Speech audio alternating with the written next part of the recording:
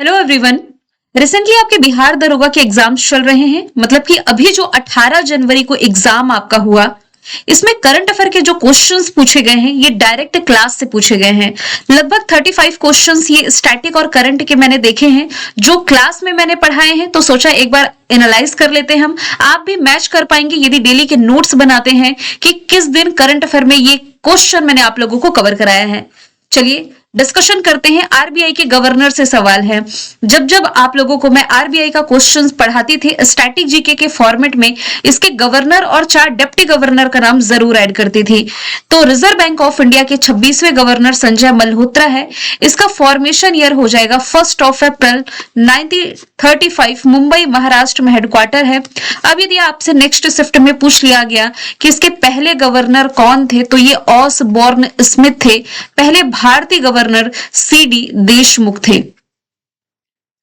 Next question जो है कि भारत के मुख्य सूचना आयुक्त के रूप में किसकी नियुक्ति की गई, तो अभी रिसेंट के करंट अफेयर में हमने देखा है राजकुमार गोयल ये मुख्य सूचना आयुक्त बनाए गए हैं। राइट टू इंफॉर्मेशन एक्ट यानी कि आरटीआई एक्ट 2005 के तहत ये जो चीफ इंफॉर्मेशन कमीशन है इसकी स्थापना की गई थी। फिर पूछा यह गया था कि ओम प्रकाश बिरला जी ये किस नंबर के स्पीकर है लोकसभा के, 17वें नंबर के स्पीकर हो जाएंगे। लोकसभा जो कि भारत में संसद में यानी कि निम्न सदन है ये, और अस्थिर सदन है यानी कि कभी भी भंग हो सकती है। भारतीय संविधान के आर्टिकल नंबर 81 में लोकसभा के बारे में बताया गया है। लोकसभा के जो पहले अध्यक्ष थे ये जेवी मावलंकर थे, गणेश वासुदेव मावलंकर। चौथा सवाल, किस मुख्यमंत्री ने अपना नाम गिनीज वर्ल्ड बुक में दर्ज कराया, तो बिहार के मुख्यमंत्री नीतीश कुमार ने। क्यों, इन्होंने क्या ऐसा काम किया, क्योंकि ये रिसेंटली 10वीं बार बिहार के मुख्यमंत्री बन गए हैं।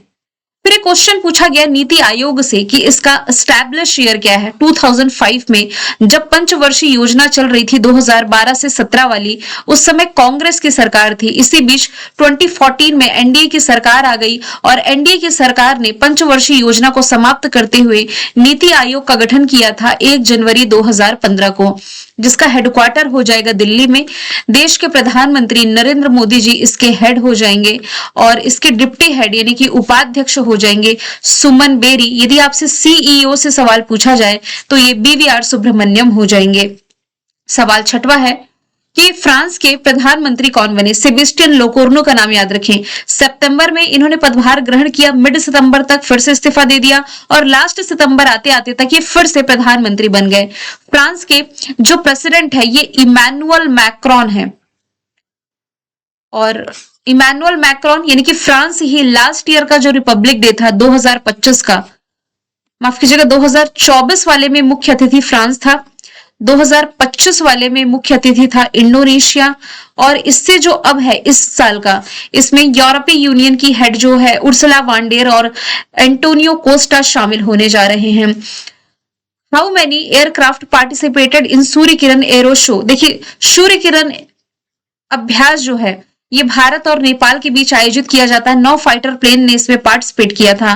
फिर किस देश ने 15 वर्ष से उम्र के सभी आयु के बच्चों के लिए सोशल मीडिया पर बैन लगाया। देखिए 16 साल से कम उम्र के सभी बच्चों के लिए WhatsApp, Facebook, Instagram, even YouTube पर भी बैन लगाने वाला पहला देश जो बना था ऑस्ट्रेलिया बना था।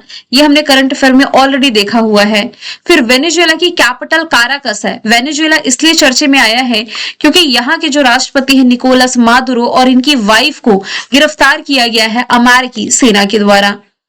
Capital currency president prime minister वाला जो एक टॉपिक मैंने बैच पर पढ़ाया था उससे सवाल है।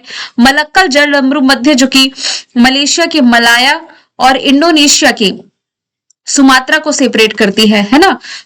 मलेशिया इंडोनेशिया के बीच में ये जल संधि है, और ये क्वेश्चन हमने तब पढ़ा था जब मैं आपको ये बता रही थी कि मलक्का जल संधि पर, जलडमरू मध्य पर पेट्रोलिंग की यानी कि गश्ती की अनुमति भारत ने दे दी है, भारत को दे दी गई है सिंगापुर के द्वारा। तब ये क्वेश्चन चर्चे में आया था। नगर पालिका चुनावों में ई वोटिंग कराने वाला पहला राज्य बिहार है।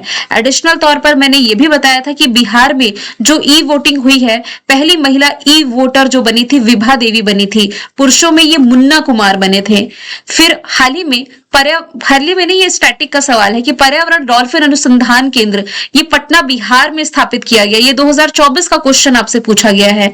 फिर है कि प्राचीन इतिहास कुषाण वंश की स्थापना किसने की थी। देखिए, कुषाण वंश के संस्थापक कुजुल कडफिसेस थे। अब इनका डिस्कशन हमने तब किया, लगभग मुझे लगता है ये क्वेश्चन 15 से 20 दिन पहले ही हमने देखा था, जब मैं ये डिस्कस कर रही थी कि पाकिस्तान में कुषाण वंश के सिक्के खोजे गए हैं।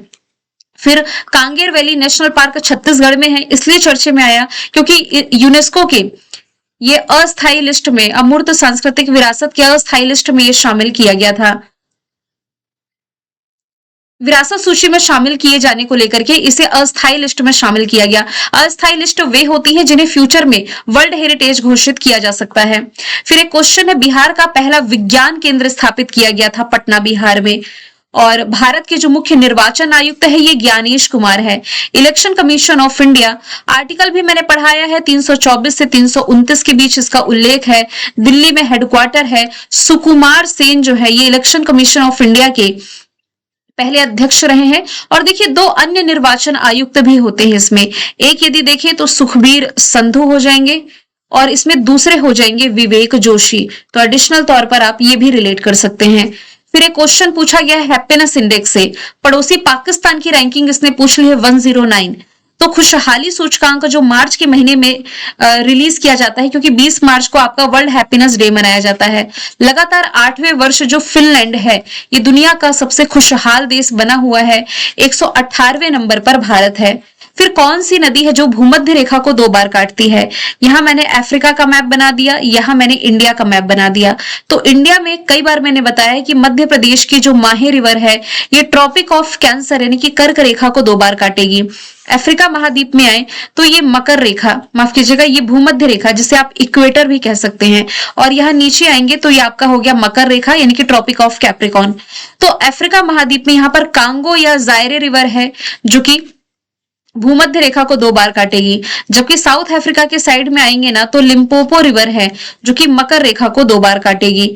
फिर नोबेल प्राइज पूछा जा रहा है केमिस्ट्री के क्षेत्र में, किसे नहीं दिया गया था ये पूछा गया। तो जिन्हें मिला है ये है जापान की सुषमा कितागावा, ऑस्ट्रेलिया के रिचर्ड रॉबसन और अमेरिका की उमर एम यागी। फिर बिहार विधानसभा के अध्यक्ष से सवाल है, ये क्वेश्चन मैंने डबल स्टार लगा के बताया था कि डेफिनेटली पूछा जाएगा। बिहार इलेक्शंस के बाद बिहार विधानसभा के जो नए अध्यक्ष बने डॉक्टर प्रेम कुमार बने।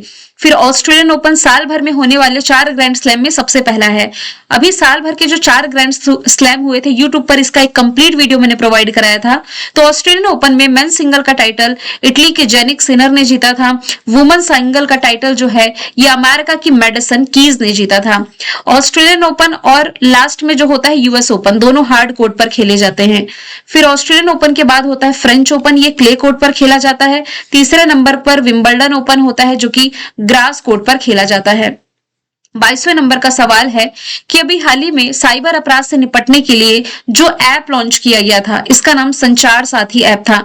डिपार्टमेंट ऑफ टेलीकम्युनिकेशन यानी कि दूरसंचार विभाग के द्वारा लॉन्च किया गया ये ऐप था।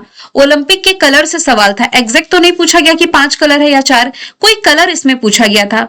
ओलंपिक का डिस्कशन किया जाए तो ब्लू कलर ये यूरोप महाद्वीप को रिप्रेजेंट करता है, ब्लैक कलर जो है ये अफ्रीका महाद्वीप को रिप्रेजेंट करता है, रेड कलर अमेरिका को रिप्रेजेंट करता है, और येलो कलर आपके एशिया को रिप्रेजेंट करेगा, ग्रीन कलर ओशिनेशिया वाले क्षेत्र को रिप्रेजेंट करता है। मे बी नेक्स्ट शिफ्ट में आपसे इंटरनेशनल ओलंपिक कमेटी से सवाल बने तो ये पूछा जा सकता है। 1894 इसका फॉर्मेशन ईयर है, लॉजन स्विट्जरलैंड में हेडक्वार्टर है, और अभी हाल ही में क्रिस्टी कॉन्वेंट्री इसकी नई महिला अध्यक्ष बनाई गई हैं और इन्होंने थॉमस बाक को रिप्लेस किया है। तो मे बी नई महिला अध्यक्ष से सवाल पूछा जा सकता है।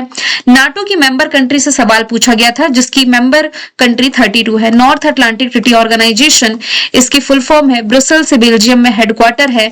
और आप ये भी याद रखें कि भारत नाटो का मेंबर नहीं होगा, लेकिन नाटो के बीच में भी हाल ही में एक सैन्य अभ्यास, वायु सैन्य अभ्यास था जिसमें कि भारत ने जरूर पार्टिसिपेट किया था और भारत इसमें पार्टिसिपेट करने वाला पहला गैर नाटो कंट्री बना था।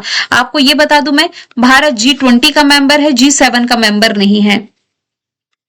भारत आसियान का मेंबर नहीं है, भारत ब्रिक्स का मेंबर है। ब्रिक्स का है, G20 का है, G7 का नहीं, आसियान का नहीं है, नाटो का नहीं है। कोप 30 सम्मेलन जो रहा ब्राजील के बेलम में आयोजित किया गया। कोप 29 ये बाकू अजरबैजान ने होस्ट किया था, 2024 का था ये। फिर कोप 30 जो 2025 वाला हुआ ब्राजील के बेलम में इसका आयोजन किया गया।